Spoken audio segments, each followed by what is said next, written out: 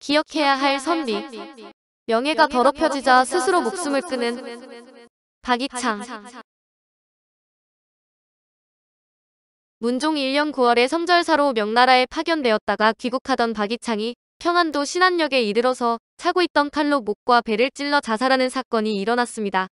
성절사는 중국 황제나 황후의 생일을 축하하기 위해 보내던 사절인데 평안도 관찰사가 그가 빈사 상태에 빠졌다고 보고하자 임금은 의원과 그 조카인 직장 박증에게 말을 주어 현지로 보내 치료하게 했습니다. 박이창은 대제학을 역임한 박안신의 아들로 태종 17년인 1417년 식년시 문과에 급제한 후 세종대의 세자시강원 주서를 시작으로 사원부 지평, 좌부승지, 공조 참판, 황해도 관찰사를 역임했습니다.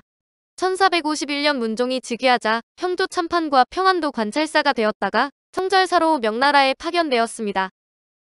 이 사건이 일어나기 전에는 중국으로 가는 사신이 양식과 경비로 쓰도록 사신이 지나가는 곳에 관찰사와 수령들이 곡식을 주게 했었습니다.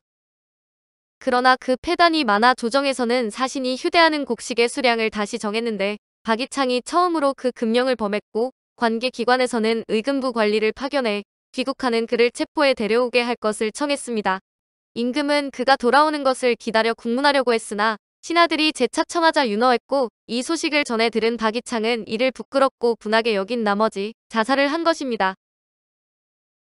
문종실록 9권 문종 1년 9월 20일 을묘 첫 번째 기사 1451년 명 경태 2년 자살한 박이창에게 치전 제문을 짓고 부물을 내릴 것을 명하다.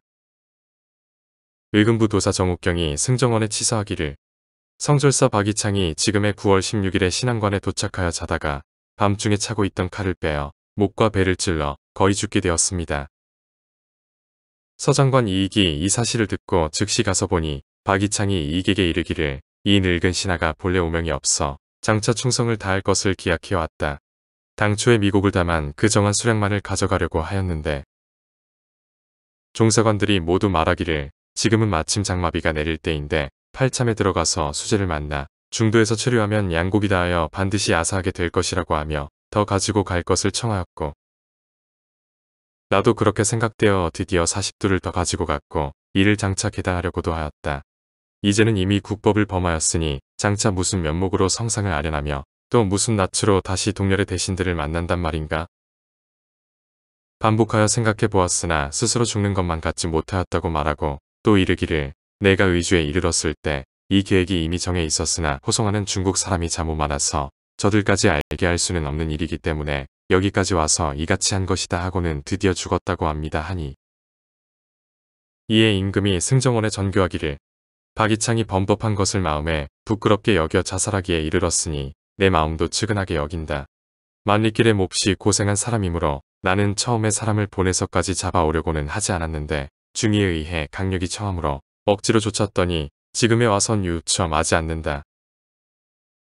그 치전 제문에 모름지기 이러한 의사를 갖추어서 짓고 또 부물을 후하게 줄 것이며 그 일행이 범한 바도 아울러서 탄핵하지 말도록 하라 하고 이내 호조에 전제하기를 절일사 박이창이 그 범법한 것을 부끄럽게 여겨 자제하기에 이르렀으니 진실로 불쌍하고 민망하게 여긴다.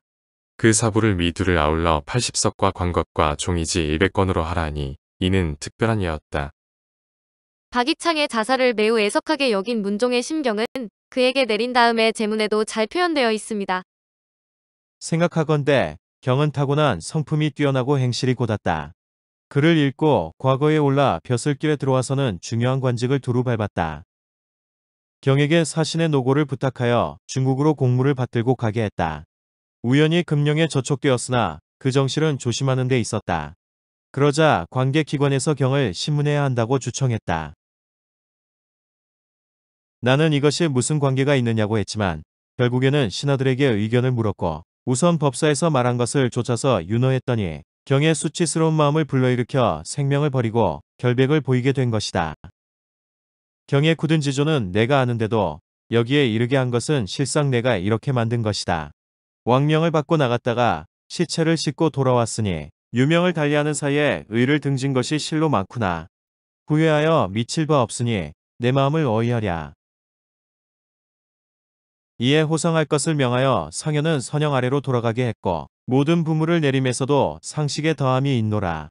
사람을 보내 가벼운 치전을 베풀어서 나의 부끄러움과 슬픈 마음을 펴는 바이니 영혼이 있으면 경은 이 심정을 알지어다. 치전은 사람이 죽었을 때 슬퍼하는 뜻을 나타내는 재례를 말하는데 이처럼 박이창에게 우대를 하자 사관원에서 이를 반박하고 나섰습니다. 문종실록 9권 문종 1년 9월 21일 병진 두 번째 기사 1451년명 경태 2년 사관원 우정원 윤서가 박이창의 고신을 추탈하고 은수를 더하지 말기를 청하다. 사관원 우정원 윤서가 아뢰기를 성절사 박이창이 길에서 자살했으니 아무 지각도 없는 필부필부라면 죄의 경중을 몰라서 그렇게 했으니 진실로 따질 것이 못 될 것입니다. 그러나 박이창은 한 나라의 대신으로서 그 일의 시비와 죄의 경중과 국법의 대체를 어찌 모르겠습니까? 분명한 뒤에 죄가 있으면 그 문책을 달게 받아야 할 것이요 범한 바가 없으면 변명에 벗어나는 것이 마땅한데도 무단히 자살하고 말았으니 거만함과 원망의 뜻이 없지 않으니 이는 유달리 신하로서 직분을 잃은 것입니다. 청컨대 고신을 빼앗고 은혜를 더하지 마십시오. 이에 문종은 박이창의 일은 그대의 말이 옳다. 그러나 박이창이 어찌 다른 생각이 있었겠느냐? 다만 오명을 얻은 것을 부끄럽게 여긴 것이다. 그 범한 일이 본래 중한 일은 아니었는데 다만 법을 세운 후 처음으로 범한 까닭에 사람을 보내 잡아오게 한 것인데 일이 이 지경에 이르러 내가 후회하고 있다. 왜 굳이 고신을 빼앗고 은혜를 감하겠느냐? 라 답했습니다. 그러자 윤서는 다시 말하기를 박이창이 한 나라의 대신으로서 사신의 명을 받들고 중국에 갔다가 돌아와서 복명하지 않고 자살까지 했으니 여기에는 거만하고 원망하는 뜻이 있는 것이니 이는 곧 불충입니다. 이 불충한 사람을 고신도 빼앗지 않고 은혜도 감하지 않고서 그대로 대신에 대열에 둔다면 국가의 대체가 어찌 되겠습니까? 박이창의 죽음은 반드시 까닭이 있을 것입니다. 중국에 들어갈 때 크게 범한 것이 있어서 그렇게 했는지 어찌 알겠습니까? 이 역시 신들이 다 같이 의심하는 바입니다. 이 행차에 수종했던 모든 사람도 용서에 풀어주지 말고 끝까지 조사하여 그 사실을 파악하는 것이 어떻겠습니까?